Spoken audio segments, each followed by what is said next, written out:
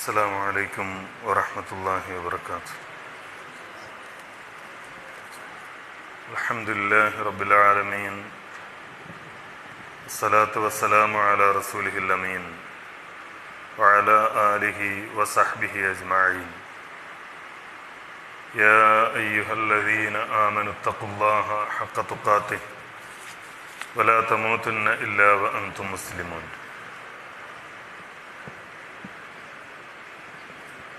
ആദരണീയരായ സഹോദരന്മാരെ, സഹോദരികൾ, അല്ലാഹുവിന് തഖ്വയുള്ളവരായി ജീവിക്കുവാനും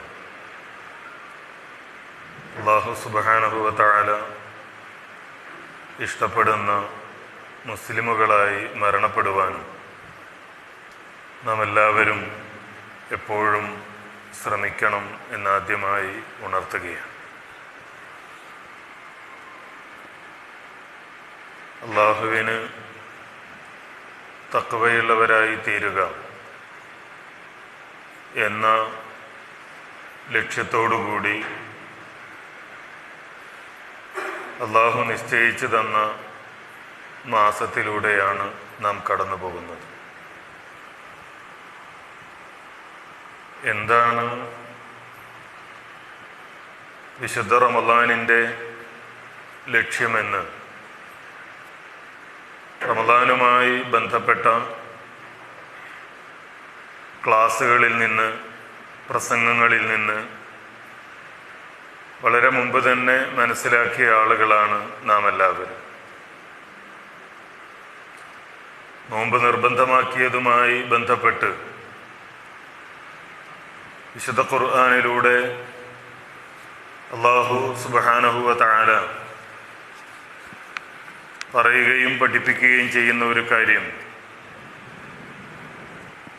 കുതുബ അലൈക്കുമുസ് സിയാമു കമാ കുതുബ അലല്ലദീന മിൻ ഖബ്ലിക്കും ലഅല്ലക്കും തത്തഖൂൻ എന്ന്. ലഅല്ലക്കും തത്തഖൂൻ, തഖ്വയുള്ളവരാകാൻ വേണ്ടി, അഥവാ നോമ്പിലൂടെ കടന്നു പോകുന്നതോടുകൂടി നമ്മുടെ ജീവിതത്തിൽ അല്ലാഹുവിനോടുള്ള ഭയം അത് വർദ്ധിക്കേണ്ടതുണ്ട് എന്നാണ് ഈ ആയത്തിലൂടെ അള്ളാഹു നമ്മെ ഓർമ്മിപ്പിക്കുന്നത്. നോമ്പിന്റെ 1/3 ഭാഗം പിന്നിട്ട് കഴിഞ്ഞിരിക്കുന്നു. സ്വാഭാവികമായും നാം ഓരോരുത്തരും പരിശോധിച്ചു നോക്കേണ്ടത് കഴിഞ്ഞ ശഅബാനിലുള്ളതിനേക്കാൾ, അതേപോലെ റജബിലുള്ളതിനേക്കാൾ അള്ളാഹുവിനോട് എത്രമാത്രം അടുക്കുവാൻ എനിക്ക് സാധിച്ചിട്ടുണ്ട്, അള്ളാഹുവിനെ കുറിച്ചുള്ള ഭയം എത്രമാത്രം എൻ്റെ മനസ്സിലുണ്ടായിട്ടുണ്ട്, അള്ളാഹുവിനോടുള്ള ഇഷ്ടം എത്രമാത്രം എൻ്റെ മനസ്സിൽ വർദ്ധിച്ചിട്ടുണ്ട് എന്ന് നമ്മൾ ഓരോരുത്തരും ആലോചിക്കേണ്ടതുണ്ട്. ഈ ഒരു പരിശോധനയാണ് അല്ലാഹു സുബ്ഹാനഹു വ തആല നമ്മളോട് ആവശ്യപ്പെടുന്നത്. യാ അയ്യുഹല്ലദീന ആമനുത്തഖുല്ലാഹ് വൽ തൻദുർ നഫ്സും മാ ഖദ്ദമത് ലിഗദിൻ വത്തഖുല്ലാഹ്. അല്ലാഹു നമ്മോട് കൽപ്പിക്കുകയാണ്, യാ അയ്യുഹല്ലദീന ആമനു, സത്യവിശ്വാസികളെ. സത്യവിശ്വാസികളെ എന്ന് വിളിച്ചുകൊണ്ടാണ് അല്ലാഹു പറയുന്നത്, യാ അയ്യുഹല്ലദീന ആമനു ഇത്തഖുല്ലാഹ്, നിങ്ങൾ അല്ലാഹുവിനെ സൂക്ഷിക്കുക, നിങ്ങൾ അല്ലാഹുവിനെ സൂക്ഷിക്കുക. അവിടെ അല്ലാഹു അവസാനിപ്പിക്കുകയല്ല, തുടർന്ന് പറയുന്നത് വൽ തൻദുർ നഫ്സുൻ മാ ഖദ്ദമത് ലിഗദിൻ. ഓരോ ശരീരവും, ഓരോ മനുഷ്യരും എന്താണ് നാളേക്ക് വേണ്ടി ഒരുക്കി വെച്ചിരിക്കുന്നത് എന്ന് ചിന്തിക്കട്ടെ എന്ന്. നമ്മൾ ഓരോരുത്തരും ആലോചിച്ച് നോക്കുക, എന്താണ് നാളേക്ക് വേണ്ടി ഞാൻ ഒരുക്കി വെച്ചിരിക്കുന്നത്? എന്തിനാണ് ഞാൻ പള്ളിയിൽ വന്ന് നിസ്കരിക്കുന്നത്? എന്തിനാണ് നോമ്പെടുക്കുന്നത്? എന്തിനാണ് സദഖ നൽകുന്നത്? ഇതിനൊക്കെയുള്ള നമ്മളുടെ ഒരേ ഒരു ഉത്തരം സ്വർഗത്തിലെത്താൻ വേണ്ടി എന്നാണ്. അപ്പൊ ആ സ്വർഗത്തിലെത്താൻ വേണ്ടിയുള്ള ആഗ്രഹം മനസ്സിൽ സൂക്ഷിച്ചുകൊണ്ട് വൽ തൻദുർ നഫ്സും മാ ഖദ്ദമത് ലിഗദ്, നാളേക്ക് വേണ്ടി എന്താണ് ഒരുക്കി വെച്ചിരിക്കുന്നത് എന്ന് ആലോചിക്കട്ടെ. നോക്കൂ, ആ ആലോചിക്കുക എന്ന് പറഞ്ഞതിന് ശേഷം അല്ലാഹു വീണ്ടും നമ്മളോട് കൽപ്പിക്കുന്നു, വത്തഖുല്ലാഹ്, നിങ്ങൾ അല്ലാഹുവിനെ സൂക്ഷിക്കുക. വിശ്വാസികളെ എന്ന് വിളിച്ചു, തഖ്വയുള്ളവരാകണമെന്ന് പറഞ്ഞു, എന്നിട്ട് ചിന്തിക്കാൻ പറഞ്ഞതിന് ശേഷം വീണ്ടും പറയുന്നു വത്തഖുല്ലാഹ്, നിങ്ങൾ അല്ലാഹുവിനെ സൂക്ഷിക്കുക.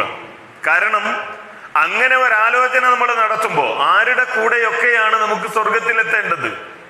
അള്ളാഹുവിന്റെ അംബിയാഇന്റെ കൂടെയാണ് സ്വർഗത്തിലെത്തേണ്ടത്. ആ അംബിയായിൽ വിശ്വസിക്കുകയും വിശ്വസിച്ചതിന്റെ പേരിൽ പ്രയാസങ്ങളിലൂടെ, ബുദ്ധിമുട്ടുകളിലൂടെ, കഷ്ടപ്പാടുകളിലൂടെ കടന്നു പോവുകയും ചെയ്ത സ്വഹാബിമാരുടെ, പ്രവാചകന്മാരുടെ അനുയായികളുടെ കൂടെയാണ് നമുക്ക് സ്വർഗത്തിലെത്തേണ്ടത്. ലാ ഇലാഹ ഇല്ലല്ലാഹ് അംഗീകരിച്ചു എന്നതിന്റെ പേരിൽ രക്തസാക്ഷികളാകേണ്ടി വന്ന ആളുകളുടെ കൂടെയാണ് നമുക്ക് സ്വർഗത്തിലെത്തേണ്ടത്. അള്ളാഹുവിന്റെ ദീനിനു വേണ്ടി സർവം സമർപ്പിക്കുകയും എല്ലാം ത്യജിക്കുകയും ചെയ്ത് നാടുവിടുക പോലും ചെയ്യേണ്ടി വന്ന, മറ്റൊരു നാട്ടിലേക്ക് പോകേണ്ടി വന്ന ആളുകളുടെ കൂടെയാണ് നമുക്ക് സ്വർഗത്തിൽ എത്തിച്ചേരേണ്ടത്. വൽ തൻദുർ നഫ്സും മാ ഖദ്ദമത് ലിഗദ്. ആ സ്വർഗത്തിലേക്ക് എത്തിച്ചേരാൻ നാളേക്ക് വേണ്ടി എന്തുണ്ട് ഞാൻ തയ്യാർ ചെയ്തത്, എന്താണ് എന്റെ തയ്യാറെടുപ്പ്, എന്താണ് ഞാൻ ഒരുക്കി വെച്ചത് എന്ന് ഞാൻ ആലോചിക്കണം. അങ്ങനെ ആലോചിക്കുമ്പോഴാണ് ഞാൻ എവിടെയും എത്തിയിട്ടില്ല എന്ന് എനിക്ക് ബോധ്യപ്പെടുന്നത്. ആ എന്നോടാണ് അള്ളാഹു വീണ്ടും പറയുന്നത്, വത്തഖുല്ലാഹ്, അള്ളാഹുവിനെ സൂക്ഷിക്കുക. എങ്ങനെയാണ് അള്ളാഹുവിനോട് തഖ്വയുള്ളവനായി തീരുന്നുണ്ടോ ഞാൻ എന്ന് എനിക്ക് തിരിച്ചറിയാൻ കഴിയുന്നത്? വിശുദ്ധ ഖുർആനിൽ ഒരുപാട് സ്ഥലങ്ങളിൽ തഖ്വയുള്ള ആളുകളുടെ അടയാളങ്ങൾ വിശദീകരിക്കുന്നത് നമുക്ക് കാണാൻ കഴിയും. നമ്മൾ ആലോചിച്ച് നോക്കൂ. നമ്മൾ എല്ലാ ദിവസവും പള്ളിയിലേക്ക് വരുന്നു. ഒരു ദിവസം പള്ളിയിലേക്ക് വരുമ്പോ സാധാരണ നമ്മൾ നടന്നു വരുന്ന ആ ദൂരം നടക്കുമ്പോ നമുക്ക് കുറച്ച് പ്രയാസം അനുഭവപ്പെടുന്നു, ശ്വാസം കഴിക്കാനൊക്കെയുള്ള പ്രയാസം. അന്ന് നമ്മളത് അവഗണിക്കും. വീണ്ടും ഇത് തുടരുകയാണെങ്കിൽ നമുക്ക് തോന്നും, എന്തോ ശാരീരികമായ പ്രശ്നം എനിക്കുണ്ട്, ഞാൻ ഡോക്ടറെ പോയി കാണും. നമ്മുടെ ശരീരത്തിനുണ്ടാകുന്ന ഇത്തരം പ്രയാസങ്ങൾ നമ്മൾ തിരിച്ചറിയുകയും അത് പരിഹരിക്കാനുള്ള വഴികൾ അന്വേഷിക്കുകയും ചെയ്യും. ഇവിടെ എങ്ങനെയാണ് എന്റെ ജീവിതത്തിൽ ഞാൻ തഖ്വയുള്ളവനാണോ എന്നറിയുക? അള്ളാഹു പറഞ്ഞ ഈ അടയാളങ്ങളിലൂടെ ഒന്ന് കടന്നുപോയാൽ മതി. അത് എത്രമാത്രം എന്റെ ജീവിതത്തിലുണ്ട്? സൂറത്തുൽ ബഖറയിൽ 177-ാമത്തെ ആയത്തിൽ അല്ലാഹു സുബ്ഹാനഹു വ തആല പറയുന്ന ചില കാര്യങ്ങളുണ്ട്. ലൈസൽ ബിർറ അൻ തുവല്ലു വുജൂഹക്കും ഖിബലൽ മശ്രിഖി വൽ മഗ്രിബ് ولكن البر من آمن بالله واليوم الآخر والملائكة والكتاب والنبيين وآتى المال على حبه ذوي القربى واليتامى والمساكين وابن السبيل والسائلين وفي الرقاب وأقام الصلاة وآتى الزكاة والموفون بعهدهم إذا عاهدوا والصابرين في البأساء والضراء وحين البأس ഉലൈക അല്ലദീന സദഖൂ വഉലൈക ഹുമുൽ മുത്തഖൂൻ എന്നാണ്. കുറെ കാര്യങ്ങൾ ഇങ്ങനെ പറഞ്ഞതിന് ശേഷം ആ ആയത്ത് അള്ളാഹു അവസാനിപ്പിക്കുന്നത് ഇങ്ങനെയാണ്, ഉലൈക അല്ലദീന സദഖൂ. അവരാണ് സത്യസന്ധതയുള്ള ആളുകൾ, അവരാണ് സത്യസന്ധതയുള്ള ആളുകൾ. വഉലൈക ഹുമുൽ മുത്തഖൂൻ, അവരാകുന്നു തഖ്വയുള്ള ആളുകൾ എന്ന്. അപ്പൊ ഈ ആയത്തിൽ അള്ളാഹു മേൽപ്പറഞ്ഞ കാര്യങ്ങൾ തഖ്വയുള്ള ആളുകളുടെ അടയാളങ്ങളാണ്, ലക്ഷണങ്ങളാണ്. അത് എത്രമാത്രം എന്റെ ജീവിതത്തിലുണ്ട് ഓരോന്നും വിശദീകരിക്കാൻ സമയമില്ല, ചില കാര്യങ്ങൾ മാത്രം സൂചിപ്പിക്കുകയാണ്. ഇതിൽ അള്ളാഹു ഒന്നാമതായി പറയുന്നത് മൻ ആമന ബില്ലാഹ്, അള്ളാഹുവിൽ വിശ്വസിക്കുക എന്നതാണ്. ഈമാൻ എന്താണ്? ഈമാൻ നമ്മൾ പലപ്പോഴും എല്ലാവരും പഠിച്ച രണ്ട് കാര്യങ്ങളാണ് ഈമാൻ കാര്യങ്ങളും ഇസ്ലാം കാര്യങ്ങളും. ഇസ്ലാം കാര്യങ്ങൾ 5 ഈമാൻ കാര്യങ്ങൾ 6 എന്നറിയാത്ത ആരുമില്ല മുസ്ലിങ്ങളുടെ കൂട്ടത്തിൽ. ഒരു ലളിതമായ ചോദ്യം, എന്താണ് ഈമാൻ കാര്യങ്ങളും ഇസ്ലാം കാര്യങ്ങളും തമ്മിലുള്ള വ്യത്യാസം എന്ന് ചോദിച്ചാൽ പ്രാഥമികമായി ദീൻ പഠിച്ച എല്ലാവരും വളരെ പെട്ടെന്ന് പറയുന്ന മറുപടി ഇസ്ലാം കാര്യങ്ങൾ ചെയ്യാനുള്ളതാണ്. ഷഹാദത്ത് കലിമ, നിസ്കാരം, നോമ്പ്, സക്കാത്ത്, ഹജ്ജ് ഇതൊക്കെ ചെയ്യാനുള്ളതാണ്. ഈമാൻ കാര്യങ്ങൾ വിശ്വസിക്കാനുള്ളതാണ്. അള്ളാഹുവിലുള്ള വിശ്വാസം, മലക്കുകളിലുള്ള വിശ്വാസം, കിതാബിലുള്ള വിശ്വാസം, ഇതൊക്കെ വിശ്വസിക്കാനുള്ളതാണ് എന്നതാണ് പ്രാഥമികമായി എല്ലാവരും പറയുന്ന ഒരു മറുപടി. യഥാർത്ഥത്തിൽ ഈമാൻ എന്ന് പറയുന്നതിനെ അഹ്ലുസുന്ന വൽ ജമാഅയുടെ പണ്ഡിതന്മാർ വിശദീകരിക്കുന്നുണ്ട്. ഒരു കാര്യം ഈമാൻ ആകണമെങ്കിൽ 3 കാര്യങ്ങൾ നിർബന്ധമാണ് എന്നാണ് അവർ പറയുന്നത്. 1, നമ്മുടെ മനസ്സിൽ അതുണ്ടാകണം, ഹൃദയത്തിൽ ആ വിശ്വാസം ഉണ്ടാകണം. 2, നാവ് കൊണ്ടത് പറയണം.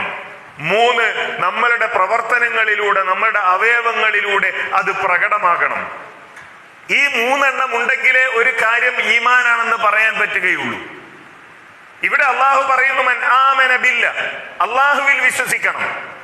അള്ളാഹുവിൽ വിശ്വസിക്കുക എന്ന് പറഞ്ഞാൽ അള്ളാഹു ഉണ്ട് എന്ന് വിശ്വസിച്ചാൽ മതിയോ? അള്ളാഹുവാണ് ഈ പ്രപഞ്ചങ്ങളെ സൃഷ്ടിച്ചത് എന്ന് വിശ്വസിച്ചാൽ മതിയോ? അള്ളാഹുവാണ് എല്ലാ അനുഗ്രഹങ്ങളും നൽകുന്നത് എന്ന് വിശ്വസിച്ചാൽ മതിയോ? പോരാ. ആ വിശ്വാസം നമ്മൾ പറയണം, അത് നമ്മളുടെ ജീവിതത്തിലൂടെ പ്രകടമാകണം. ഈ ജീവിതത്തിലൂടെ പ്രകടമാവുക എന്നതിന്റെ ഒന്നാമത്തെ ലക്ഷണം എന്താണ്? ആ അള്ളാഹുവിന് മാത്രം ആരാധന അർപ്പിക്കുക എന്നതാണ്. ആ അള്ളാഹുവിന് മാത്രം ആരാധന അർപ്പിക്കുക. നമ്മൾ ആലോചിച്ചു നോക്കൂ, അനുഗ്രഹീതരാണല്ലോ നമ്മൾ. അള്ളാഹുവിന്റെ വലിയ നിഅമത്ത് ലഭിച്ച ആളുകളാണ് ഈ തൗഹീദിന്റെ കേന്ദ്രത്തിൽ ഒരുമിച്ച് കൂടാൻ ഭാഗ്യം ലഭിച്ച ആളുകൾ. ഇവിടെ നിന്ന് വിളിച്ചാൽ വിളി കേൾക്കുന്ന സ്ഥലങ്ങളിൽ ശിർക്കിന്റെ കൊട്ടാരങ്ങൾ പണിതുയർത്തപ്പെട്ടിട്ടുണ്ട്. അവിടെ എല്ലാ തരത്തിലുള്ള സൗകര്യങ്ങളുമുണ്ട്. അത്തരം സംഘങ്ങളിൽ ചേരുകയാണെങ്കിൽ നമ്മുടെ ദുനിയാവിന്റെ ഒരുപാട് കാര്യങ്ങൾ നമുക്ക് നേടാൻ കഴിഞ്ഞേക്കാം. പക്ഷെ അതെല്ലാം വലിച്ചെറിഞ്ഞ് ലാ ഇലാഹ ഇല്ലല്ലാഹ് എന്നതിന്റെ ഈ സൗഭാഗ്യം അനുഭവിക്കാൻ നമുക്ക് ലഭിച്ച അവസരം, അത് അള്ളാഹുവിന്റെ അനുഗ്രഹമാണല്ലോ. ഒരു 5ാം ക്ലാസ്സിലോ 6ാം ക്ലാസ്സിലോ ഒക്കെ പഠിക്കുന്ന കുട്ടിയോട് തോമസ് ആൽവ എഡിസൺ ആരാണെന്ന് ചോദിച്ചാൽ അവൻ മറുപടി പറയും.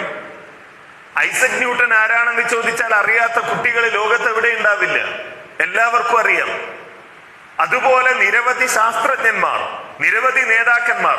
നോക്കൂ, നമ്മൾ ഇന്ന് ഉപയോഗിച്ചു കൊണ്ടിരിക്കുന്ന ഒരുപാട് ഉപകരണങ്ങൾ കണ്ടുപിടിച്ചവർ, അതിനുവേണ്ടി ഊണും ഉറക്കവും ഒഴിഞ്ഞവർ, അതിന്റെ പേരിൽ ചരിത്രത്തിൽ രേഖപ്പെടുത്തപ്പെട്ടവർ, അതിന്റെ പേരിൽ ലോകത്തെ എല്ലാ പാഠപുസ്തകങ്ങളിലും ചിത്രങ്ങളും വിവരണങ്ങളും ഉൾപ്പെടുത്തപ്പെട്ടവർ, അങ്ങനെയുള്ള ഒരുപാട് ആളുകൾ കഴിഞ്ഞു പോയിട്ടില്ലേ?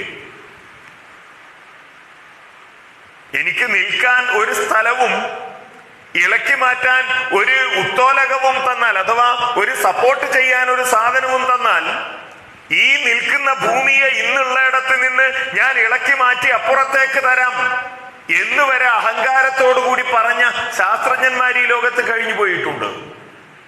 പക്ഷെ നമ്മൾ ആലോചിച്ച് നോക്കൂ, ഈ വലിയ എന്തുകൊണ്ടാണ് ഇപ്പൊ ബൾബ് കണ്ടുപിടിച്ച ഒരു ശാസ്ത്രജ്ഞൻ എന്തുകൊണ്ടാണ് ബൾബ് കണ്ടുപിടിച്ചത്?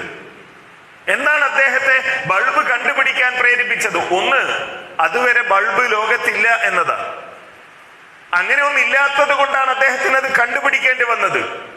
രണ്ടാമത്, ആ ബൾബ് കണ്ടുപിടിച്ച ശാസ്ത്രജ്ഞൻ അറിയാം, ഒരിക്കലും ലോകത്ത് ഒരു ബൾബ് സ്വയം ഉണ്ടാകാൻ പോകുന്നില്ല. സ്വയം ഒരു ബൾബ് ഉണ്ടാകാൻ പോകുന്നില്ല. അത് നമ്മൾ കണ്ടുപിടിച്ചേ മതിയാവൂ എന്ന് അദ്ദേഹത്തിന് അറിയാം.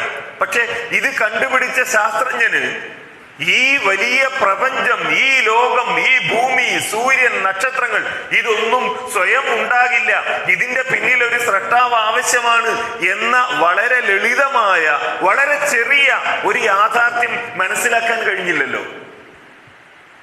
ഈ വസ്തുക്കളൊക്കെ കണ്ടുപിടിച്ച ശാസ്ത്രജ്ഞന്മാർ ഇത് കണ്ടുപിടിക്കാൻ കാരണം അതല്ലേ, ഇതൊന്നും സ്വന്തം ഉണ്ടാവില്ല എന്നതുകൊണ്ട്. പക്ഷേ ഈ ഭൂമിയും സൂര്യനും ലോകവും പ്രപഞ്ചവും ഇതൊന്നും സ്വയം ഉണ്ടാവില്ല എന്നവർക്ക് മനസ്സിലായില്ലല്ലോ. നോക്കൂ, ഈ പള്ളിയിൽ ഇരിക്കുന്ന നമ്മളുടെ ആരുടെയെങ്കിലും പേര് ലോകത്തെ ഏതെങ്കിലും പാഠപുസ്തകത്തിലുണ്ടോ? നമ്മൾ എന്തെങ്കിലും കണ്ടുപിടിച്ചിട്ടുണ്ടോ? നമ്മളുടെ ചുറ്റുമുള്ള ഒരു 100 200 ആളല്ലാതെ ഈ ലോകത്ത് വേറെ ആരാ നമ്മെക്കുറിച്ച് അറിയുന്നത്? എന്നിട്ടും അവർക്കാർക്കും ലഭിക്കാത്ത സൗഭാഗ്യം നമുക്ക് ലഭിച്ചു എന്നത് നമ്മളുടെ കഴിവല്ല, നമ്മളുടെ കഴിവല്ല. എന്റെ ബുദ്ധി ഉപയോഗിച്ച് ഞാൻ കണ്ടുപിടിച്ചതാണോ ഈ ലാ ഇലാഹ ഇല്ലല്ലാഹ് അതാണ് സ്വീകരിക്കേണ്ടത് എന്നത്?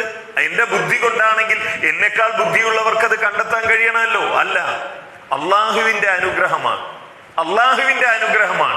ആ അനുഗ്രഹം ലഭിച്ച ആളുകൾ എന്ന നിലയിൽ ആ റബ്ബിന് ആരാധന അർപ്പിക്കുക എന്നതാണ് ഏറ്റവും പ്രധാനപ്പെട്ട കാര്യം. ഇനിയും നിങ്ങൾ നോക്കൂ, ഈ ലാ ഇലാഹ ഇല്ലല്ലാഹയുടെ ആളുകളാകാൻ കഴിയുമെന്ന് വിശ്വസിക്കുന്ന ആളുകൾ, ശാസ്ത്രജ്ഞന്മാരെയും അതേപോലെയുള്ള ആളുകളെയൊക്കെ വിടുക.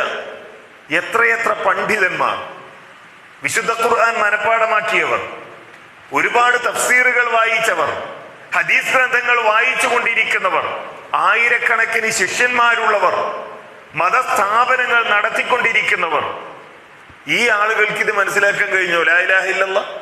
അവര് ലാ ഇലാഹ ഇല്ലല്ലാഹ് പറയുന്നു, എന്നിട്ടും ജാറങ്ങളിൽ പോയി മരിച്ചുപോയവരോട് തേടിക്കൊണ്ടിരിക്കുന്നു. നമുക്ക് അറബി കിതാബുകൾ വായിക്കാൻ അറിയുന്ന എത്ര ആളുകളുണ്ട് നമ്മുടെ കൂട്ടത്തിൽ? ആയിരക്കണക്കിന് ശിഷ്യന്മാരുള്ള എത്ര ആളുകളുണ്ട് ഇപ്പൊ ഈ പള്ളിയിൽ ഇരുന്ന കൂട്ടത്തിൽ? ആയിരക്കണക്കിന് കുട്ടികൾ പഠിക്കുന്ന സ്ഥാപനങ്ങൾ നടത്തുന്ന എത്ര ആളുണ്ട് ഈ കൂട്ടത്തിൽ? ഒരാൾ പോലും ഇല്ലല്ലോ. നിങ്ങൾ കേട്ടില്ലേ, കേരളത്തിലെ അറിയപ്പെടുന്ന ഒരു പണ്ഡിതന്റെ മകൻ, അയാളും ഒരു സ്ഥാപനമൊക്കെ നടത്തുന്ന വലിയ ആളാണ്, നടത്തിയ ഒരു പ്രസംഗം, കേരളത്തിൽ ഉണ്ടാക്കിയ ഒരു വലിയ പള്ളി, ആ പള്ളിയുടെ നിർമ്മാണ പ്രവർത്തനവുമായി ബന്ധപ്പെട്ട് ഒരുപാട് തടസ്സങ്ങൾ ഉണ്ടായിരുന്നു. എല്ലാ തടസ്സങ്ങളും നീങ്ങിയത് ബദരീങ്ങളോട് പ്രാർത്ഥിച്ചത് കൊണ്ട് മാത്രമാണ് എന്നാണ്. ബദരീങ്ങളോട് പ്രാർത്ഥിച്ചത് കൊണ്ട് മാത്രമാണ്. അങ്ങനെ തന്നെയാണ് പറയുന്നത്. ബദരീങ്ങളോട് ഇസ്തിഗാസ നടത്തി സഹായം തേടിയെന്നൊന്നല്ല, ബദരീങ്ങളോട് പ്രാർത്ഥിച്ചത് കൊണ്ട് മാത്രമാണ് ഈ പള്ളി ഉണ്ടാക്കാൻ സാധിച്ചത് എന്ന് പറയുന്ന അവസ്ഥ നിങ്ങൾ ആലോചിച്ചു നോക്കൂ. അന്നൽ മസാജിദ ലില്ലാഹ്. എന്തിനാ ഈ പള്ളി? എന്തിനാ ഈ പള്ളി? ആ പള്ളി അള്ളാഹുവിനോട് മാത്രം പ്രാർത്ഥിക്കാൻ ഉണ്ടാക്കണമെന്നാണ് അള്ളാഹു പറഞ്ഞത്. അങ്ങനെയുള്ള ഒരു പള്ളി ഉണ്ടാക്കാൻ സാധിച്ചത് പോലും അള്ളാഹു അല്ലാത്തവരോട് പ്രാർത്ഥിച്ചത് കൊണ്ടാണ് എന്ന് പറയുന്നിടത്താണ്, എന്ന് പറയുന്ന അവസ്ഥയിലേക്ക് ഈ സമുദായത്തിലെ പണ്ഡിതന്മാർ വരെ എത്തിച്ചേരുന്ന അവസ്ഥയിലാണ് അള്ളാഹു നമുക്ക് നൽകിയ സൗഭാഗ്യത്തെ കുറിച്ച് നമുക്ക് മനസ്സിലാക്കാൻ കഴിയുന്നത്. അപ്പോൾ ഏറ്റവും വലിയ അള്ളാഹുവിലുള്ള ഈമാൻ എന്ന് പറയുന്നതിന്റെ ഏറ്റവും പ്രധാനപ്പെട്ട ഭാഗം ആ അള്ളാഹുവിന് മാത്രം ആരാധനയർപ്പിക്കുക എന്നതാണ്. ഇനി ആ അള്ളാഹുവിലുള്ള വിശ്വാസം അത് നമ്മളുടെ അവയവങ്ങളിലൂടെ പുറത്തേക്ക് വരേണ്ടതുണ്ട് എന്നാണ്. നമ്മളുടെ അവയവങ്ങളിലൂടെ, നമ്മളുടെ പ്രവർത്തനങ്ങളിലൂടെ അത് പുറത്തേക്ക് വരേണ്ടതുണ്ട് എന്ന് അല്ലാഹു സുബ്ഹാനഹു വ തആല പറയുകയാണ്.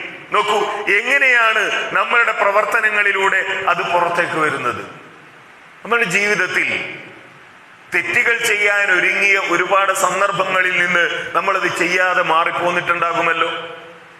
എന്തെങ്കിലും ഒരു തിന്മ, എന്തെങ്കിലും ഒരു തെറ്റ് അത് ചെയ്യാൻ ഒരുങ്ങിയിട്ട് വേണ്ട എന്ന് വിചാരിക്കുകയും മാറിപ്പോരുകയും ചെയ്ത സമയങ്ങളുണ്ട്.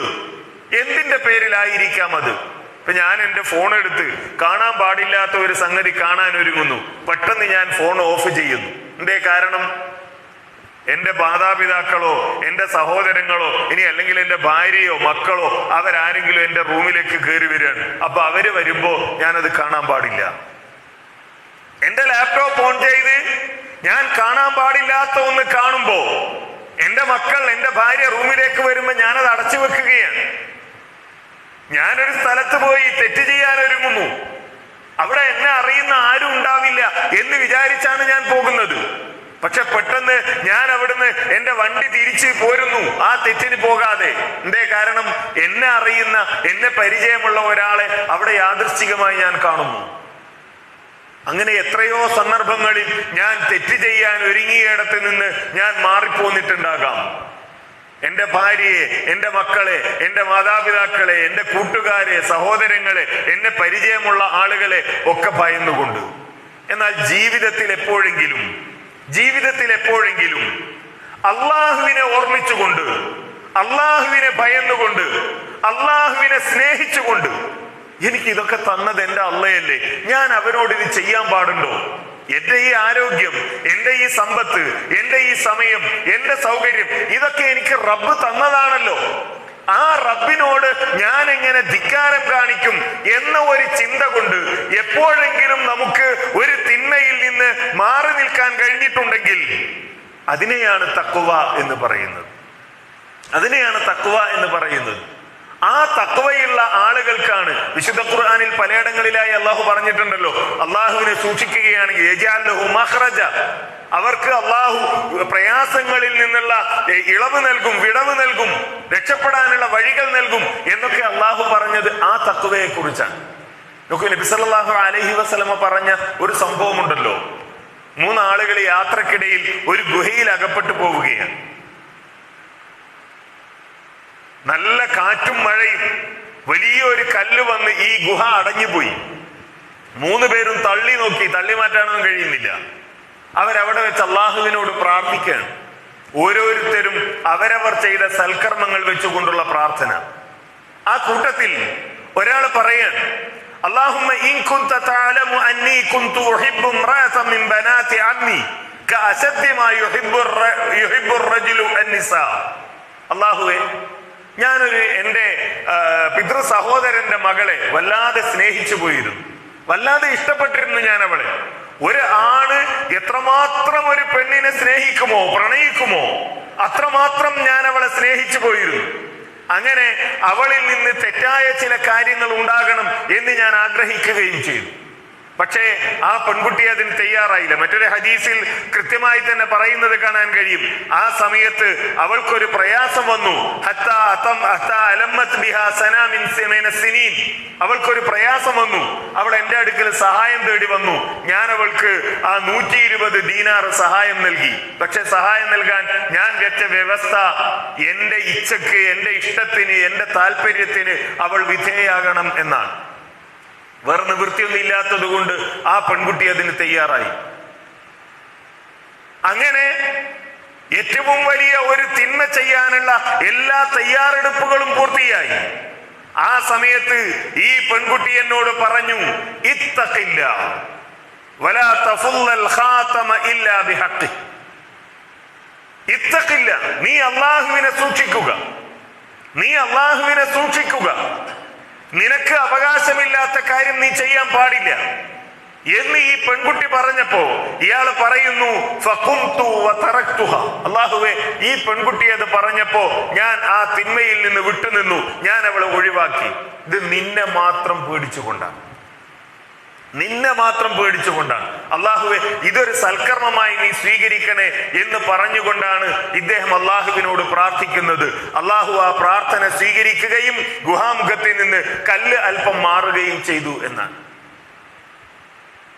ഇങ്ങനെ ഒരു സന്ദർഭം ജീവിതത്തിൽ വന്നാൽ ഗുഹയിൽ അകപ്പെടുക എന്നതല്ല, ജീവിതത്തിൽ ഏതെങ്കിലും തരത്തിലുള്ള പ്രയാസങ്ങൾ, ഏതെങ്കിലും തരത്തിലുള്ള ബുദ്ധിമുട്ടുകൾ വന്നാൽ അള്ളാഹുവിനോട് പറയാൻ എന്തുണ്ട് നമ്മളുടെ ജീവിതത്തിൽ?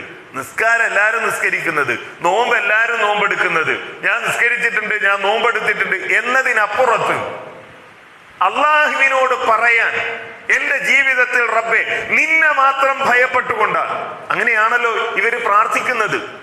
ഇവരുടെ ജീവിതത്തിൽ എല്ലാ ദിവസവും ചെയ്യുന്ന കാര്യങ്ങളല്ല, മറിച്ച് അവരുടെ ജീവിതത്തിൽ സുപ്രധാനമായി അവർക്ക് തോന്നിയ ചില കാര്യങ്ങളാണ് എടുത്തു പറഞ്ഞുകൊണ്ട് പ്രാർത്ഥിക്കുന്നത്. അങ്ങനെ പ്രാർത്ഥിക്കാൻ നമ്മളുടെ കയ്യിലൊക്കെ എന്തുണ്ട് എന്ന് നമ്മൾ ആലോചിച്ച് നോക്കുക.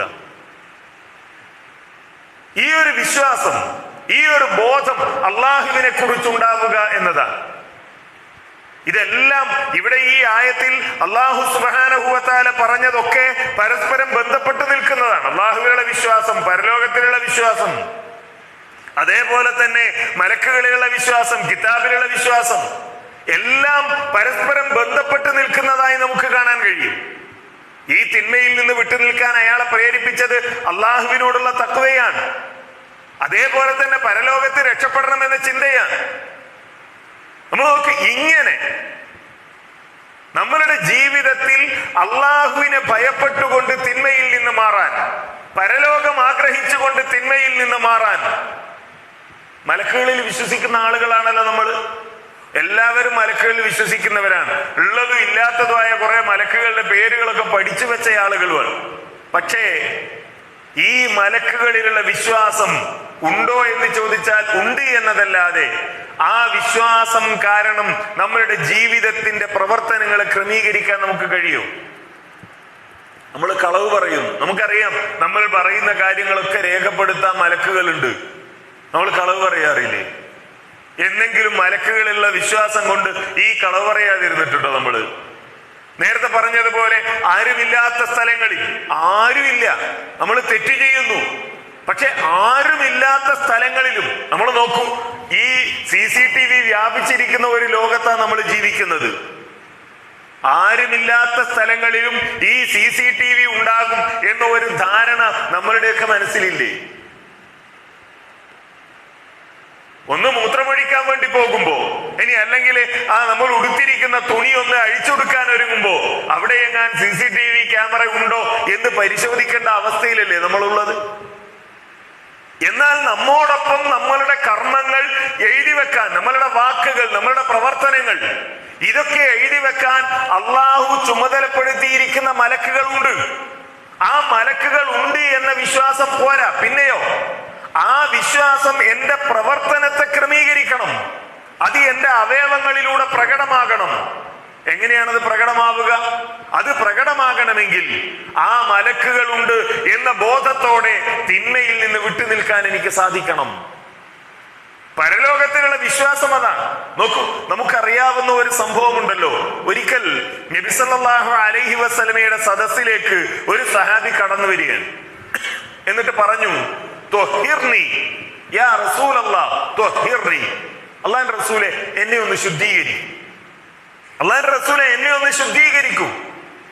നബി സല്ലല്ലാഹു അലൈഹി വസല്ലം അയാളോട് പറഞ്ഞു, വൈഹക് ഇർജി ഫസ്തഗ്ഫിരില്ല വതുബ് ഇലൈഹി, നീ പോ, അള്ളാഹുവിനോട് തൗബ ചെയ്യ്, അള്ളാഹുവിനോട് പൊറുക്കലിനെ തേട് എന്ന് പറഞ്ഞു. അയാള് തിരിച്ചുപോയി. ഫറജാ ഗൈറ ബഈദ്, പെട്ടെന്ന് തന്നെ അയാൾ തിരിച്ചു വരികയാണ്. സുമ്മ ജാ ഫഖാൽ യാ റസൂലല്ലാഹ് ത്വഹിർനി, പിന്നെ അയാൾ റസൂലിനോട് പറയാണ്, റസൂലേ എന്നെ ശുദ്ധീകരിക്കും. നബി സല്ലല്ലാഹു അലൈഹി വസല്ലം ഇത് തന്നെ ആവർത്തിച്ചു. മൂന്നാമതും അയാൾ ഇത് പറഞ്ഞു. അങ്ങനെ നാലാമത്തെ തവണ ഇയാൾ വന്നപ്പോ നബി സല്ലല്ലാഹു അലൈഹി വസല്ലം അയാളോട് ചോദിക്കാൻ, ഫീമ ഉതഹിറുക, എന്തിൽ നിന്നാണ് നിന്നെ ശുദ്ധീകരിക്കേണ്ടത്? സഹാബി നബി സല്ലല്ലാഹു അലൈഹി വസല്ലമയോട് മറുപടി പറഞ്ഞു, മിനസ്സിന, മിനസ്സിന, വ്യഭിചാരത്തിൽ നിന്നാണ് നബിയെ എന്നെ ശുദ്ധീകരിക്കേണ്ടത്.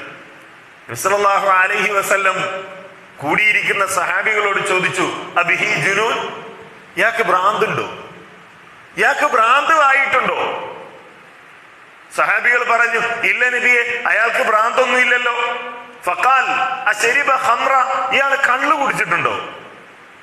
നബി സല്ലല്ലാഹു അലൈഹി വസല്ലം ഇത് ചോദിച്ചപ്പോ ഒരു സഹാബി എഴുന്നേറ്റ് ഇയാളുടെ വായ മണത്തു നോക്ക്, കള്ളു കുടിച്ചിട്ടുണ്ടോ എന്ന് പറഞ്ഞു. ഇല്ല, ഇല്ല നബിയെ, അയാൾ കള്ളു കുടിച്ചിട്ടില്ല. നബി സല്ലല്ലാഹു അലൈഹി വസല്ലം അദ്ദേഹത്തോട് ചോദിച്ചു, അസനൈത്, നീ വ്യഭിചരിച്ചിട്ടുണ്ട് എന്നാണോ നീ പറയുന്നത്? ഫഖാൽ നഅം, അതേ റസൂലേ, ഞാൻ വ്യഭിചരിച്ചിട്ടുണ്ട്. ഫഅമറ ബിഹി ഫറുജിം, നബി സല്ലല്ലാഹു അലൈഹി വസല്ലമ അയാളെ എറിഞ്ഞുകൊല്ലാൻ കൽപ്പിച്ചു എന്ന്. നോക്കൂ, നബി സല്ലല്ലാഹു അലൈഹി വസല്ലമയുടെ മുമ്പിൽ വന്ന് അള്ളാഹുവിന്റെ റസൂലെ എന്നെ ശുദ്ധീകരിക്കണം എന്ന് പറയുന്ന ഈ സ്വഹാബി, വ്യഭിചാരത്തിൽ നിന്ന് ശുദ്ധീകരിക്കണം എന്നാവശ്യപ്പെടുന്ന ഈ സഹാബി, അദ്ദേഹത്തിന് കൃത്യമായി അറിയാം, ഞാൻ ഈ പറയുന്ന കാര്യം, എന്റെ ആവശ്യം അള്ളാഹുവിന്റെ റസൂല് അംഗീകരിക്കുകയും സ്വീകരിക്കുകയും ചെയ്താൽ അള്ളാഹുവിന്റെ റസൂല് എന്നെ എറിഞ്ഞുകൊല്ലാൻ കൽപ്പിക്കും. അള്ളാഹുവിന്റെ റസൂല് എന്നെ എറിഞ്ഞുകൊല്ലാൻ കൽപ്പിക്കും. എന്റെ ശരീരത്തിൽ ആരെങ്കിലും ഒരു തരി മണ്ണ് വാരിയിടുന്നത് ഇഷ്ടമില്ലാത്ത എന്റെ സഹപ്രവർത്തകർ, എന്റെ കൂട്ടുകാർ, അവരെല്ലാവരും എന്റെ ചുറ്റും നിന്ന് കല്ലുകൾ എടുത്ത് എന്നെ എറിഞ്ഞു കൊല്ലും എന്നറിഞ്ഞുകൊണ്ട് തന്നെയാണല്ലോ ഈ സ്വഹാബി നബി സല്ലല്ലാഹു അലൈഹി വസല്ലമയുടെ അരികിലേക്ക് വരുന്നത്. അല്ലാതെ ഇന്ന് ചില മൊയ്ലിയന്മാരൊക്കെ ചെയ്യുന്ന മാതിരി, ഇതാ ഞാൻ തൗബ ചൊല്ലിത്തരാം, നീ ചൊല്ലിക്കോ എന്ന് പറഞ്ഞ് എന്തെങ്കിലും ദിക്റ് ചൊല്ലിക്കൊടുക്കും. ഇനി അല്ലെങ്കിൽ കുറച്ച് വെള്ളത്തിൽ ഊതി ആ വെള്ളം കുടഞ്ഞ് നീ ശുദ്ധീകരിക്കപ്പെട്ടിരിക്കുന്നു, ഇനി തിരിച്ചു പോയിക്കൊള്ളുക എന്ന് പറയൂ എന്നൊന്നല്ല ഈ സഹാബി വിചാരിക്കുന്നത്. മറിച്ച് അദ്ദേഹത്തിന് അറിയാം, നബി സല്ലല്ലാഹു അലൈഹി വസല്ലം എറിഞ്ഞുകൊല്ലാൻ കൽപ്പിക്കും. എന്നിട്ടും അദ്ദേഹം വേണമെങ്കിൽ നോക്കൂ, വന്നിട്ട് അള്ളാന്റെ റസൂല് പറയാണല്ലോ, എന്നെ ശുദ്ധീകരിക്കണം എന്ന് പറഞ്ഞപ്പോ നീ തിരിച്ചു പോ, അള്ളാഹിനോട് പൊറുക്കലിനെ തേടിക്കോ, തൗബ ചെയ്തോ എന്ന് പറയുന്ന ആ ഒരു ചാൻസ് ഉപയോഗപ്പെടുത്തിയിട്ട് അദ്ദേഹത്തിന് പോകാലോ. രണ്ടാമതും വന്നു, പോകാലോ. മൂന്നാമതും വന്നു, ഞാൻ 3 പ്രാവശ്യം റസൂലിനോട് പറഞ്ഞതല്ലേ റസൂലെ എന്നെ ശുദ്ധീകരിക്കണം, എന്നിട്ട് റസൂല് ചെയ്യാത്തത് കൊണ്ടല്ലേ എന്ന സമാധാനത്തോടെ അദ്ദേഹത്തിന് തിരിച്ചു പോകാമല്ലോ. പക്ഷെ അദ്ദേഹത്തിന് സമാധാനം കിട്ടിയില്ല. കാരണം ഈ അശുദ്ധിയുമായി അല്ല ഞാൻ റബ്ബിന്റെ മുമ്പിലേക്ക് ചെല്ലേണ്ടത്, മറിച്ച് ശുദ്ധീകരിക്കപ്പെട്ടവനായി ചെല്ലണം, ശുദ്ധീകരിക്കപ്പെട്ടവനായി ചെല്ലണം. അങ്ങനെ ശുദ്ധീകരിക്കപ്പെട്ടവനാകണമെങ്കിൽ ഈ ശിക്ഷ ഞാൻ ഏറ്റുവാങ്ങണം എന്ന ആ സ്വഹാബിയുടെ ബോധമുണ്ടല്ലോ, അതാണ് അള്ളാഹുവിലുള്ള വിശ്വാസം. അതാണ് പരലോകത്തിലുള്ള വിശ്വാസം, അതാണ് മലക്കുകളിലുള്ള വിശ്വാസം, അതാണ് പ്രവാചകനിലുള്ള വിശ്വാസം. ഇതൊക്കെ ഉണ്ടാകുമ്പോഴേ അങ്ങനെ ഒരു സമീപനം സ്വീകരിക്കാൻ കഴിയും. സ്വാഭാവികമായും ഇങ്ങനെ ഒരു സംഭവം നടന്നാൽ ആളുകൾ അതിനെപ്പറ്റി ചർച്ച ചെയ്യുമല്ലോ.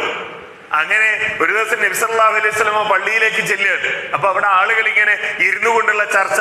ഒരാൾ പറയാണ്, ലഖദ് ഹലക് ലഖദ് അഹാതത് ബിഹി ഖതീഅതുഹു, നശിച്ചുപോയി, മായിസ് നശിച്ചുപോയി, കാരണം ഈ തെറ്റും കൊണ്ടല്ലേ അദ്ദേഹം മരിച്ചുപോയത് എന്നൊരു കൂട്ടർ.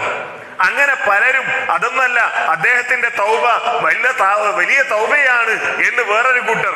ആ സമയത്താണ് നബി സല്ലല്ലാഹു അലൈഹി വസല്ലമ കടന്നു വരുന്നത്. എന്നിട്ട് അള്ളാഹുവിന്റെ റസൂല് അവരോട് പറഞ്ഞ ഒരു വാചകമുണ്ട്, ഇസ്തഗ്ഫിറൂ ലിമായിസ് ബിൻ മാലിക്, നിങ്ങൾ മായിസിന് വേണ്ടി പൊറുക്കലിനെ തേടുക, നിങ്ങൾ മായിസിന് വേണ്ടി പൊറുക്കലിനെ തേടുക. എന്നിട്ട് അല്ലാഹുവിന്റെ റസൂൽ പറയാൻ, ലഖദ് താബ തൗബതൻ ലൗ ഖുസിമത് ബൈന ഉമ്മത്തിൻ ലവസിഅതുഹും. ഈ മായിസിന്റെ തൗബയുണ്ടല്ലോ, വല്ലാത്തൊരു തൗബയാണത്. ആ തൗബയെങ്ങാൻ ഈ ഉമ്മത്തിനിടയിൽ വീതിച്ചാൽ മായിസിന്റെ തൗബയാണ് വലിയ തൗബ. അത്രമാത്രം വിശാലമായ തൗബയാണ്. കാരണം അതൊരു ജാടയല്ല. നമ്മള് അസ്തഗ്ഫിറുല്ലാ എന്നിങ്ങനെ തസ്ബീഹ് മാലയോ അല്ലെങ്കിൽ എണ്ണം പിടിക്കുന്ന യന്ത്രമോ വെച്ചിട്ട് ചെയ്യുന്ന അസ്തഗ്ഫിറുല്ലയല്ലേ അത്. ആരെങ്കിലും പടച്ചോനെ പുറത്തേറണേ എന്ന് പറയുമ്പോ ആമീൻ പറയുന്നതല്ല. ഒരു മുസ്ലിയാർ സ്റ്റേജിന്റെ മുകളിൽ കയറിയിരുന്ന് തൗബ ചൊല്ലിക്കൊടുക്കുമ്പോ ഏറ്റു പറയുന്ന തൗബയല്ലേ അത്. മറിച്ച് ആ തൗബ ചോരമണക്കുന്ന തൗബയാണ്, വേദനയുടെ തൗബയാണ്, കണ്ണുനീരിന്റെ ഉപ്പുള്ള തൗബയാണ്. അതിനേക്കാൾ വലിയൊരു തൗബയില്ല. ജീവിതത്തിൽ ചെയ്തു പോയ തെറ്റുകൾക്ക് വേണ്ടി ആ തെറ്റുകൾ ആലോചിച്ച് റബ്ബിന്റെ മുമ്പിൽ ഒരിക്കൽ പോലും കരയാൻ കഴിയാത്ത കണ്ണുകളാണ് നമ്മളുടെ കണ്ണുകളൊക്കെ. പലതിനും നമ്മൾ കരഞ്ഞിട്ടുണ്ടാകാം, പക്ഷേ റബ്ബിന്റെ മുമ്പിൽ നമ്മൾ കണ്ണീരൊഴുക്കിയിട്ടുണ്ടാവില്ല. ഇവിടെ ഇതാ ചോരയൊലിപ്പിച്ച തൗബയാണ്. നബി സല്ലല്ലാഹു അലൈഹി വസല്ലം പറഞ്ഞു, മിണ്ടരുത് നിങ്ങൾ മായിസിനെ പറ്റി. കുറച്ചു ദിവസം കഴിഞ്ഞപ്പോ ഒരു സ്ത്രീ വരികയാണ് അല്ലാഹുവിന്റെ റസൂലിന്റെ സദസ്സിൽ. ഇതേ കാര്യം പറയുന്നു, റസൂലെ എന്നെ ശുദ്ധീകരിക്കണം. നബി സല്ലല്ലാഹു അലൈഹി വസല്ലം പറഞ്ഞു, നീ തിരിച്ചു പോ, ഫസ്തഗ്ഫിരില്ലാ വതൂബി ഇലൈഹി, അള്ളാഹിനോട് പൊറുക്കലിനെ തേട്, അള്ളാഹിനോട് തൗബ ചെയ്യ് എന്ന് നബി സല്ലല്ലാഹു അലൈഹി വസല്ലം പറഞ്ഞു. ഉടൻ ഈ സ്ത്രീയുടെ ചോദ്യം, അറാക തുരീദു അൻ തുറദ്ദിദനി കമാ റദ്ദത മായിസ ബിൻ മാലിക്, അള്ളാഹുവിന്റെ റസൂലെ മായിസ് ബിൻ മാലിക്കിനെ തിരിച്ചയക്കാൻ ശ്രമിച്ച പോലെ എന്നെയും തിരിച്ചയക്കാൻ ശ്രമിക്കുകയാണോ അങ്ങ്?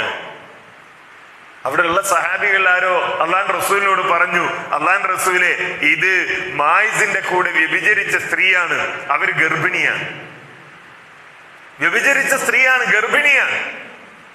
ഇവര് നബി സല്ലല്ലാഹു അലൈഹി വസല്ലം പറഞ്ഞു, നീ തിരിച്ചു പോ, പ്രസവിച്ചിട്ട് വാ. കുറച്ചു ദിവസം കഴിഞ്ഞപ്പോ ഈ സ്ത്രീ പ്രസവിച്ച് ചോര പൈതലുമായി നബി സല്ലല്ലാഹു അലൈഹി വസല്ലമയുടെ സദസ്സിലേക്ക് വരികയാണ്.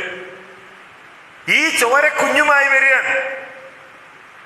നബി സല്ലല്ലാഹു അലൈഹി വസല്ലം പറഞ്ഞു, തിരിച്ചു പോ, നീ പോയിട്ട് ആ കുഞ്ഞിനെ മുല കുടിക്കുന്ന പ്രായം കഴിയട്ടെ, മുല കൊടുക്ക്, ആ മറ്റു ഭക്ഷണം കഴിക്കാൻ തുടങ്ങുമ്പോ നീ വാ എന്ന് പറഞ്ഞ് നബി സല്ലല്ലാഹു അലൈഹി വസല്ലമ അവര് ആ സ്ത്രീയെ തിരിച്ചയക്കുക. അങ്ങനെ ആ സ്ത്രീ തിരിച്ചുപോയി. കുറെ ദിവസം കഴിയുമ്പോ ഈ സ്ത്രീ തിരിച്ചു വരികയാണ്. എങ്ങനെയാ വരുന്നത്? ഈ സ്ത്രീയുടെ കയ്യിൽ അവരുടെ കുഞ്ഞുണ്ട്.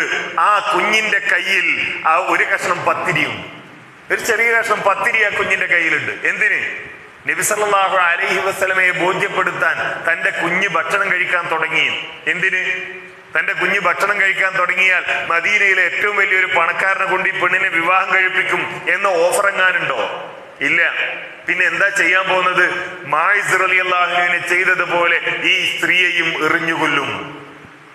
ഇതറിഞ്ഞുകൊണ്ടായി ഈ പെണ്ണ് വരുന്നത്, ഇതറിഞ്ഞുകൊണ്ടായി ഈ പെണ്ണ് റസൂലിന്റെ സദസ്സിലേക്ക് വരുന്നത്. നബി സല്ലല്ലാഹു അലൈഹി വസല്ലമ ചോദിച്ചു, ആരുണ്ട് ഈ കുഞ്ഞിനെ ഏറ്റെടുക്കാൻ? ആരുണ്ട് ഈ കുഞ്ഞിനെ ഏറ്റെടുക്കാൻ? നമ്മളാണ് എന്താ ചിന്തിക്കുക?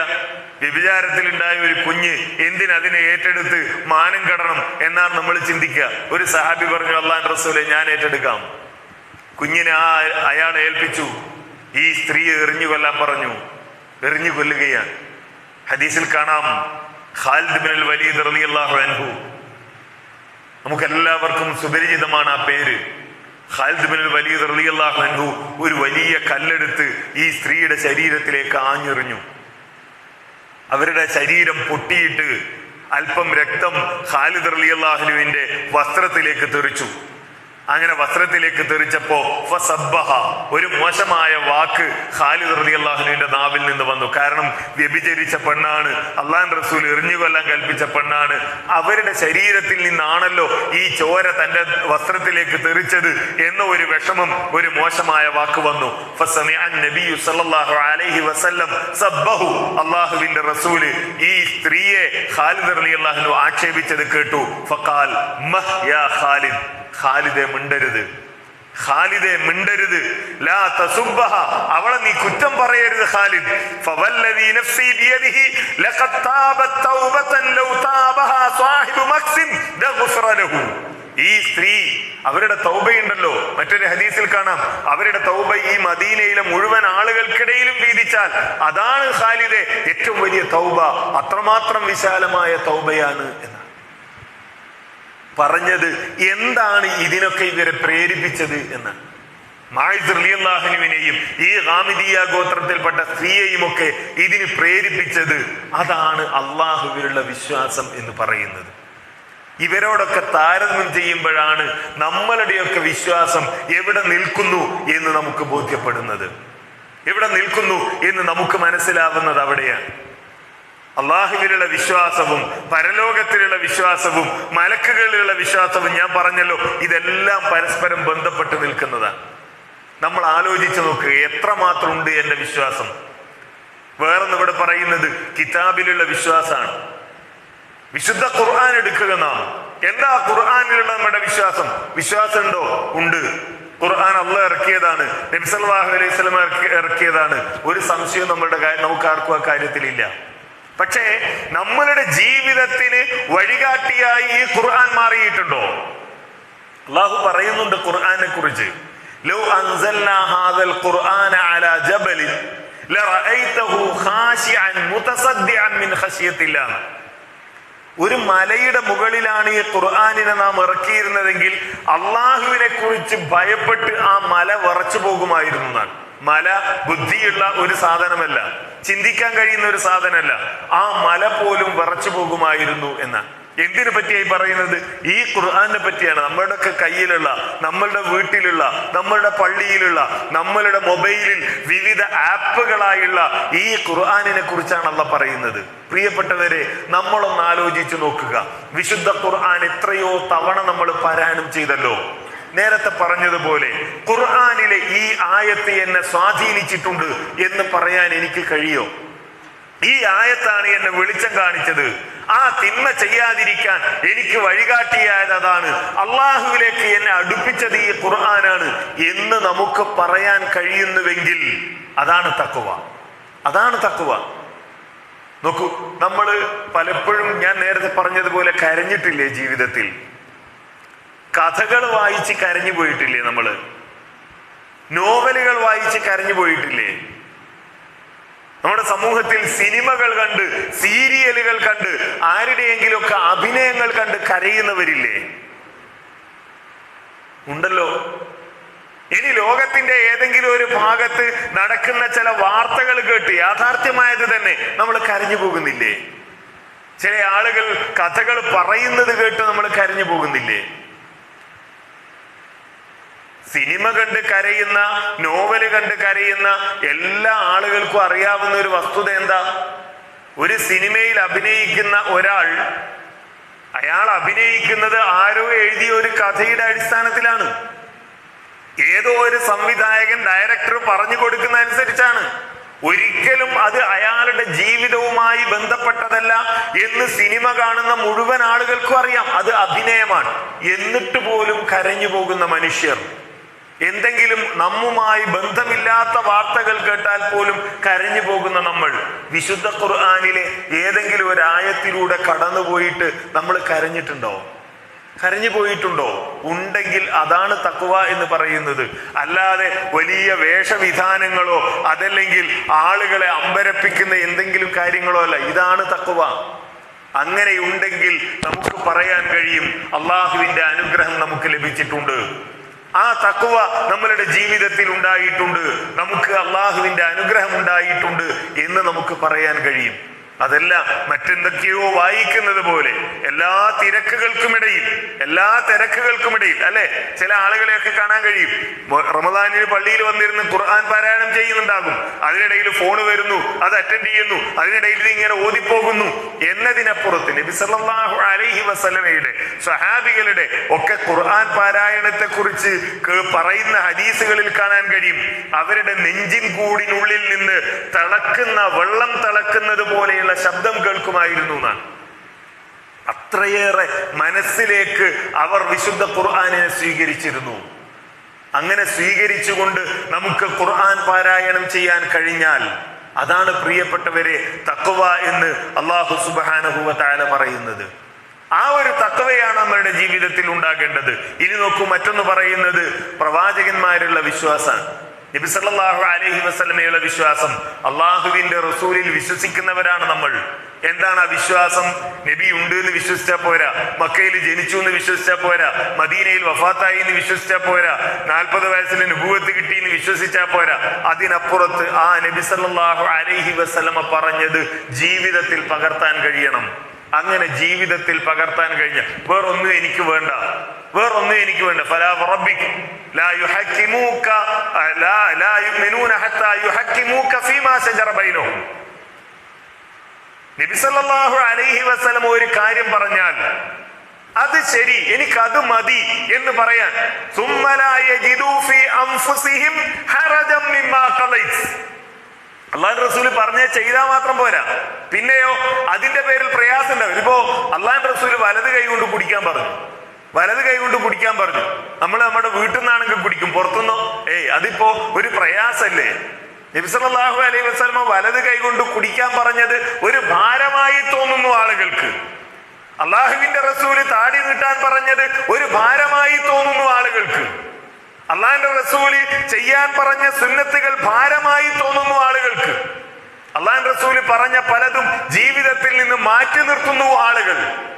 എന്നാലോ പറയുമ്പോ നബി സല്ലല്ലാഹു അലൈഹി വസല്ലമയിൽ വിശ്വസിക്കുന്നു എന്ന് പറയുകയും ചെയ്യുന്നു. പോരാ, അതിനപ്പുറത്ത് നമ്മളുടെ പ്രവർത്തനങ്ങളിലൂടെ ആ വിശ്വാസം പുറത്തു വരണം. അപ്പോഴാണ് തഖ്വ എന്ന് പറയുന്നത്. ഇങ്ങനെ ഒരുപാട് കാര്യങ്ങൾ ഇവിടെ അള്ളാഹു വിശദീകരിക്കുന്നത് നമുക്ക് കാണാൻ കഴിയും. ഞാനത് മുഴുവൻ സൂചിപ്പിക്കുന്നില്ല. ഈമാനുമായി ബന്ധപ്പെട്ട ഇത്തരം ചില കാര്യങ്ങൾ മാത്രം. അതാണല്ലോ ഏറ്റവും പ്രധാനപ്പെട്ടത്. നമ്മൾ ആലോചിക്കുക, നമ്മൾ പരിശോധിക്കുക. പാതിരാത്രിയിൽ നമ്മൾ ഓരോരുത്തരും നമ്മളെ കുറിച്ച് ചിന്തിച്ചു നോക്കുക. എൻ്റെ ഈ പ്രവർത്തനം എന്തുണ്ട്? അങ്ങനെയാണല്ലോ നമ്മൾ കച്ചവടം നടത്തുമ്പോൾ, നമ്മൾ മറ്റ് ഏർപ്പാടുകൾ നടത്തുമ്പോൾ ഒരു ആലോചന നമ്മുടെ മനസ്സിലുണ്ടാവുമല്ലോ. ഇന്നത്തെ എൻ്റെ കച്ചവടം എങ്ങനെ, ഇന്നത്തെ എൻ്റെ ജോലി എങ്ങനെ, ഇന്നത്തെ എൻ്റെ ജീവിതം എങ്ങനെ? നമ്മളൊന്ന് ആലോചിച്ച് നോക്കുക.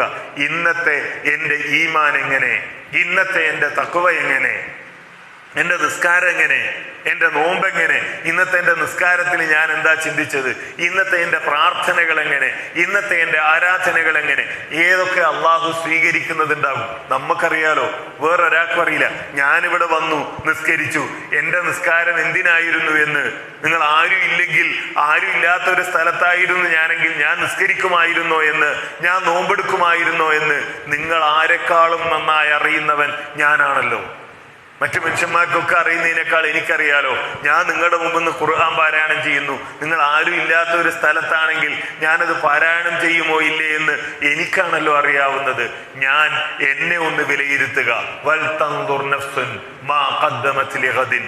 അങ്ങനെ ഞാനൊന്ന് നാളേക്ക് എനിക്ക് എന്തുണ്ട് എന്ന് ചിന്തിച്ചാൽ ഒരു പക്ഷേ എൻ്റെ ഇന്നത്തെ സുബഹി നിസ്കാരം ഞാൻ അത് ആളുകൾ കാണാൻ വേണ്ടി നിസ്കരിച്ചതാണ്. ഞാൻ പള്ളിയിൽ പോയില്ലെങ്കിൽ ആളുകൾ എന്ത് വിചാരിക്കും എന്ന് വിചാരിച്ച് പോയതാണ്. വേറെ ഇന്നലെ ഞാൻ ആരും കാണാത്ത ഒരു സ്ഥലത്താണുള്ളത്, ഞാൻ നിസ്കരിച്ചിട്ടില്ല. ഞാൻ 8 മണിക്ക് അല്ലെങ്കിൽ 9 മണിക്കൊക്കെയാണ് ഉറക്കമുണർന്നത്, ഞാൻ നിസ്കരിച്ചിട്ടില്ല. ഇന്നത്തെ ളുഹർ നിസ്കാരം അതങ്ങനെ. ഖുർആൻ ഓതിയിട്ടുണ്ടോ?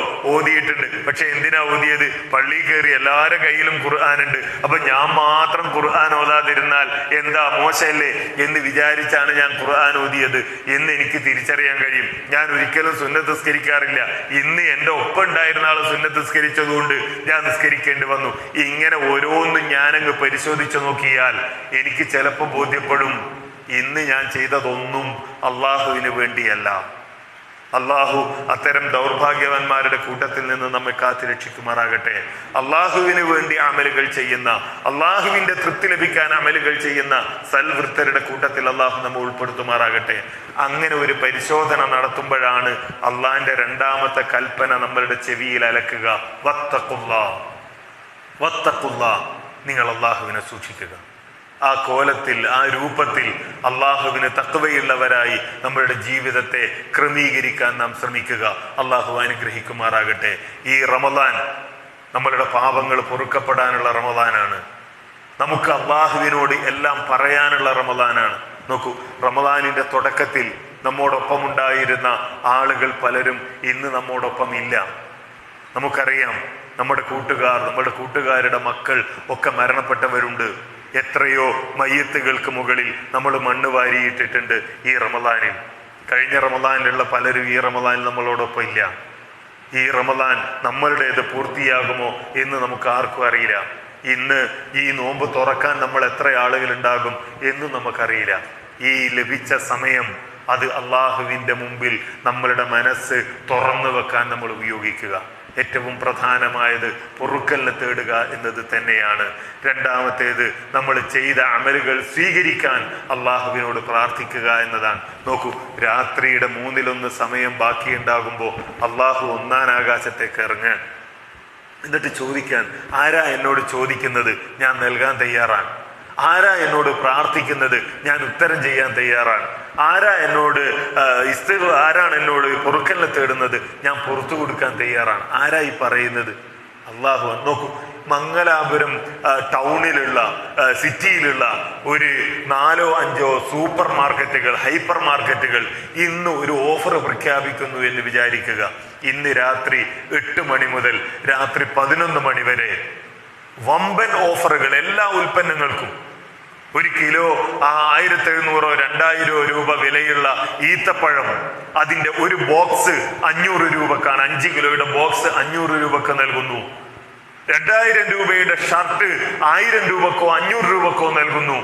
ഷൂ 4000 രൂപയുടെ ഷൂ 1000 രൂപക്ക് നൽകുന്നു എന്നൊക്കെ പറഞ്ഞ് ഒരു ലിസ്റ്റ് ഇട്ട് ഒരു ഓഫർ പ്രസിദ്ധീകരിച്ചാൽ നമ്മൾ ആലോചിച്ച് നോക്കുക, ഇന്ന് 8 മണി മുതൽ 11 മണി വരെ ഈ മംഗലാപുരത്തിന്റെ പരിസരത്തുള്ള പള്ളികളിൽ എത്ര ആളുകളുടെ എണ്ണം കുറയും എന്നൊന്ന് ആലോചിച്ച് നോക്കുക.